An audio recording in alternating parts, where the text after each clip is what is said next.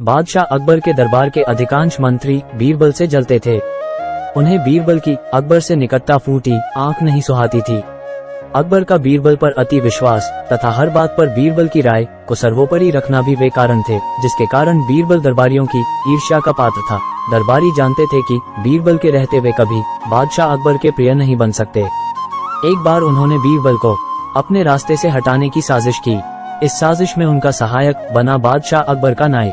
नाई को बादशाह अकबर के बाल काटते समय उनसे वार्तालाप करने का अवसर मिल जाता है। एक दिन बाल काटते हुए वो अकबर से बोला, बादशाह सलामत, कल रात मैंने एक सपना देखा जिसमें आपके अब्बा हुजूर मुझे दिखाई दिए। अपने पिता की बात सुनकर अकबर भावुक हो गए। वे बहुत छोटे थे जब उनके पिता की मृत्यु हुई थी। भावुक होकर उन्होंने नाई से पूछा, अच्छा कैसे लग रहे थे अब्बा हुजूर? अपनी बात में अकबर को रुचि लेते देख नाई ने अपनी चाल चल दी, वो ठीक लग रहे थे हुजूर।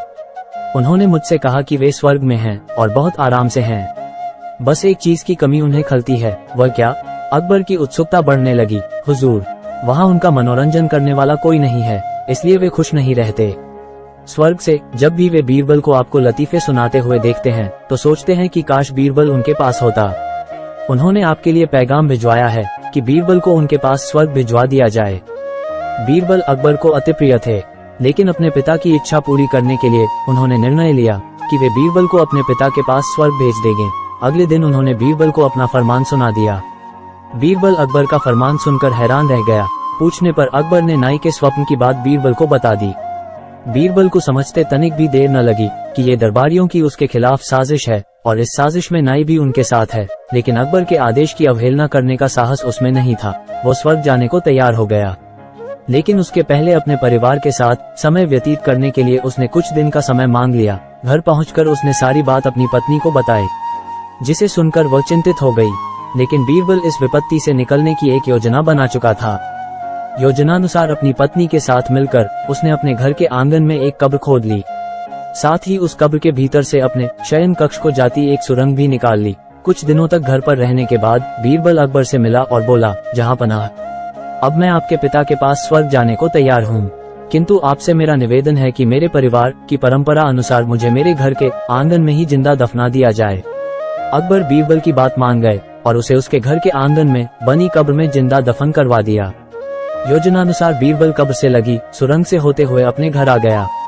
उसके बाद 2 महीने तक वो घर पर ही छुप कर रहा। 2 महीने बाद वो अकबर के दरबार में पहुंचा। सारे दरबारी उसे देखकर हैरान थे। बीरबल के बाल और दाढ़ी बड़ी हुई थी और वो बड़ा ही विचित्र नजर आ रहा था। उसे इस अवस्था में अपने सामने देख अकबर ने पूछा, बीरबल, तुम वापस आ गए, हमें बताओ हमारे अब्बा हुजूर कैसे हैं और तुमने अपनी ये कैसी हालत बना ली है? सब ठीक तो है? जी जहांपनाह, स्वर्ग में सब ठीक है। मैं आपके पिताजी से मिला और उन्हें खूब सारे लतीफे सुनाकर उनका मनोरंजन भी किया। आपके पिता खुश भी बहुत हुए। लेकिन बीरबल के कहना जारी रखा, स्वर्ग में नाई का ना होना एक बड़ी समस्या है, इसलिए तो मेरे बाल बढ़ गए हैं और दाढ़ी भी। आपके पिताजी के बालों और दाढ़ी की हालत तो मुझसे भी बुरी है, इसलिए उन्होंने स्वर्ग में आपके नाई को भिजवा देने का पैगाम भेजा है। इत्तेफाक से नाई भी उस दिन वहीं था। बीरबल की बात सुनकर उसकी सिट्टी पिट्टी गुम हो गई।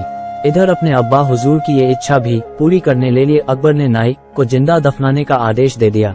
ये आदेश सुनकर डर के मारे नाई अकबर के पैरों पर गिर पड़ा और बीरबल को फंसाने की योजना और उसमें शामिल मंत्रियों के बारे में अकबर को सब कुछ बता दिया। फिर क्या, साजिशकर्ताओं को उनकी साजिश की सजा मिलनी ही थी। अकबर ने सबको 50-50 कोड़े लगवाए।